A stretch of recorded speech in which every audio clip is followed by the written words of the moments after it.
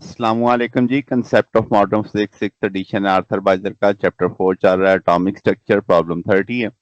वो कहता है कि anti proton has the mass of proton but the charge of minus c proton and anti proton obtain orbit each other. एक दूसरे के गिर्द ऑर्बिट कर रहे हैं। How far apart would they be ground state of such system?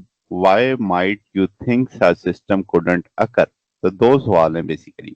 How far apart कि ये एक दूसरे से ग्राउंड सिस्टम यानी उनके बीच का रेडियस कह रहे हैं, एक तरह से मानना है कितना होगा ग्राउंड स्टेट का पहले ऑर्बिट का।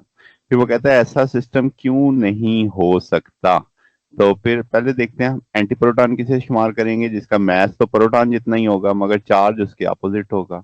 तो अगर हम ऑर्बिट का रेडियस का पहले बहुत के रेडियस से फार्मूला देखें epsilon nought h square pi m e square. अब इसमें जो मैथ था ये मैथ ऑफ दिस सिस्टम था। अब चूंकि प्रोटॉन और एंटी प्रोटॉन है तो आप लिखेंगे कि जो मैथ आ जाएगा MP/2।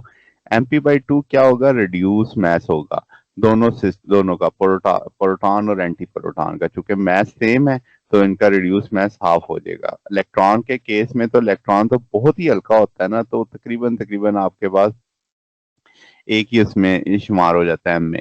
तो अब ये जो ग्राउंड स्टेट की सेपरेशन है हम कहेंगे सिमिलर है किस जैसी हाइड्रोजन जैसी मगर स्लाइटली स्मॉलर होगी क्योंकि नीचे वाला फैक्टर बड़ा है ना। अब आपके पास लार्जर रिड्यूस मैस है तो प्रोटॉन और एंटी प्रोटॉन क्विकली एनिलेट कर देंगे स्ट्रॉन्ग फोर्स के जरिए। इस वजह से हम कहते हैं कि ऐसा सिस्टम स्टेबल नहीं हो सकता। वो जो उसने कहा था ना क्यों नहीं अकर करेगा तो हम कहेंगे क्योंकि वो एक दूसरे के साथ क्या कर देंगे एनिलेट कर देंगे।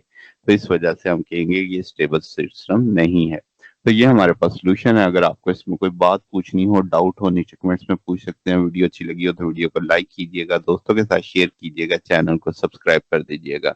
अब तक के लिए इतना ही, बकिया इंशाल्लाह नेक्स्ट देखेंगे। ओके, अल्लाह हाफिज।